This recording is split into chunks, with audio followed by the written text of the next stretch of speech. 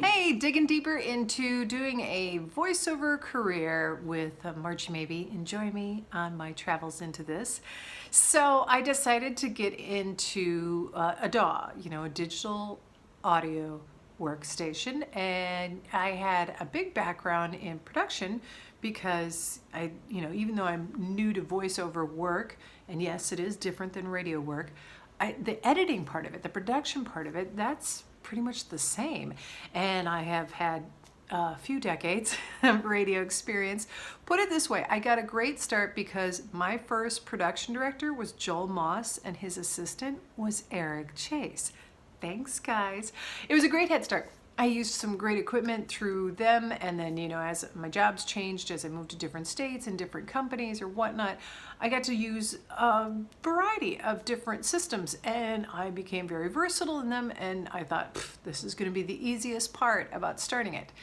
Not so fast. So I went and I looked on what other people were using, and of course budget does factor into it because, well, hey, I'm one of the people who, lost their gig from a certain company. Well, Reaper seemed like a great one to go with. Lots of people love it. And if you are doing production work, say for a band or, lots of different things going on, it is really fabulous. And then it's priced not bad for, different levels of what your work and what you're doing. So that worked for me. The best part though was the free demo. Here's what happened. I got Reaper and I put it on my laptop, which is a bit on the old side. I know, as you get a new one, but hey, you fork over the cash and it'll happen. I'm building towards that. Anyway, so I tried to put it on my older, outdated laptop, and I could do so much and then couldn't do this, and it was so frustrating. And I spent all day watching all these different videos from all these different people and trying to find the answer to why I couldn't fix this, that, or the other. And then finally I started watching videos and getting info from people about what other systems were out there.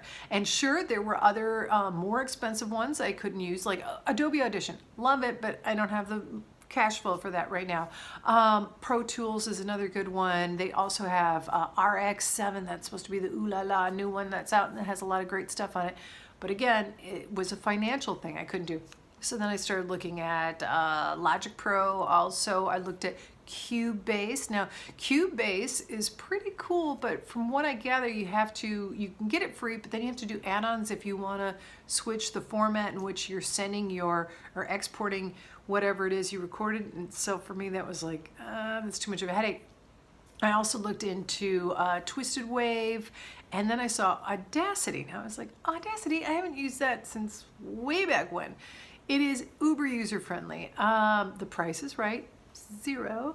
The only thing is I'm not sure about if I can do much compressing in the way I like to, the hard limiting and kind of stuff like that.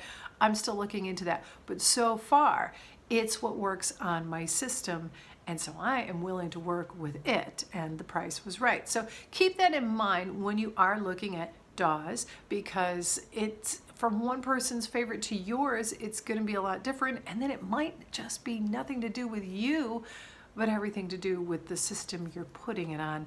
Even though everything said I should be able to run it, I still had an outdated system, so it wasn't very happy.